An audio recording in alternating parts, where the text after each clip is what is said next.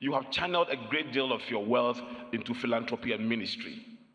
The number of African lives you alone have imparted, in fact, cannot be counted, and your footprint has been so large it cannot be measured. There are two questions I want you to address. How can we get business and ministries working together to support poor people across the continent? And also, what will you describe as the main key that has driven your extraordinary success as both a business and a philanthropic leader? Africans have to be Africa's keeper. Africa is actually tired of AIDS. We don't need AIDS anymore.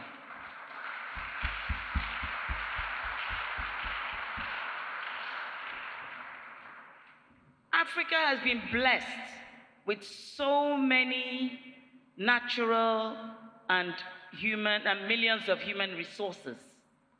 And we need to begin to help ourselves. We need to look inward. We have everything that we need to be able to root ourselves and reroot ourselves and be grounded in ourselves to be able to prosper within us.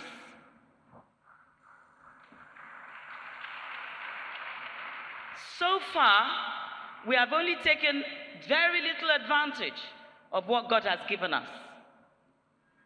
We had been looking forward to having others help us. That time has come and gone, and we need to close the door to that.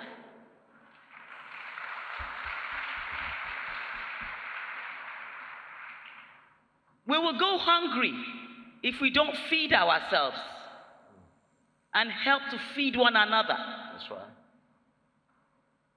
We've got vast lands, perfect weather, human resources, everything that we need as ingredients to be able to sustain ourselves.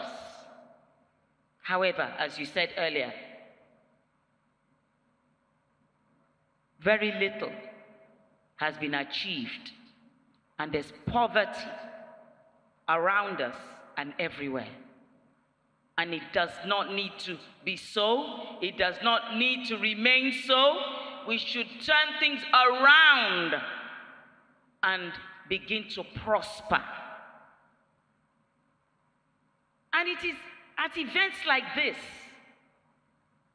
where we are gathered as members of the kingdom, that we can brainstorm, as we are going to do today, as we're doing now, and find ways and means of taking ourselves, uplifting ourselves from that mud, from that grime, and from that dirt. Amazing. There needs to be that collaboration. There are things that the marketplace has that the kingdom doesn't have. There are things the kingdom has that the marketplace doesn't have. So when we come together and we put on our thinking caps, as we're doing now, and we begin to implement the blueprint that I believe will come out of these discussions, we'll see a movement that will commence and begin to roll over,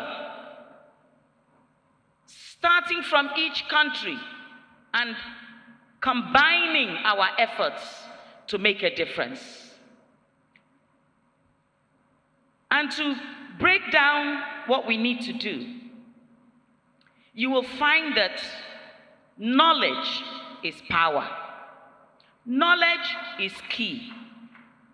Knowledge is wealth. We do not need to carry money and say, take. It goes beyond that. I'm not saying that there won't be times when that needs to be done. But there need to be ground rules. There needs to be a good foundation.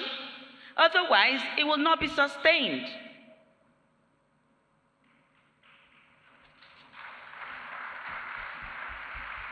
When you give without putting a good platform in place, you're building on rocky ground, and it will fritter away. So we need to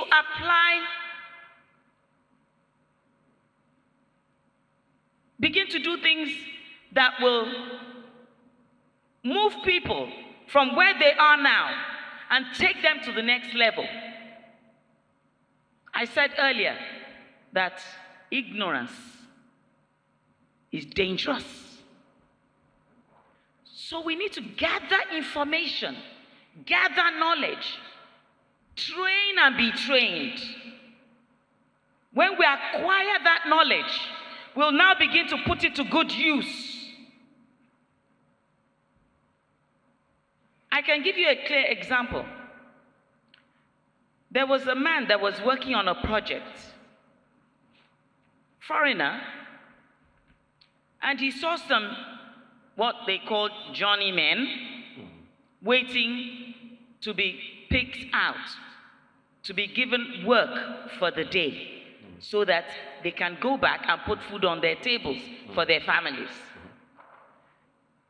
This person is German, and he went outside the gate and was talking to the men that were standing out there. And he was talking to a particular one and found that the guy spoke Swahili. And this German also understands Swahili. And he decided that he was going to help him. He brought him in, checked out his skills. Wasn't much, but he began to train him right there on the spot, and found out that the guy was smart upstairs, but it's just that he had nobody to train him. He trained him, and guess what? They were able to achieve something for each other. For him, the guy was cheap labor. He was busy, probably charging his clients $1,000 a day for manpower. Maybe he's getting this guy for 100 CDs or 100 naira a day or $100 a day. So it works for him. The journeyman himself needs to be able to work for the day. He didn't just get work for the day. He got trained. He acquired knowledge. And that knowledge that he has acquired stays and remains with him. When that job finishes, he can begin to use what he has learned and put it to good use, because he has become grounded in something new that he has learned. Now, if we can apply that singular idea and not give them fish, but train them and teach them how to fish, you'll find that the world, the continent, will be a better place to live in. So what am I saying? Training, development, education, very, very important. It will bring wealth. Thank you. Thank you, Doc.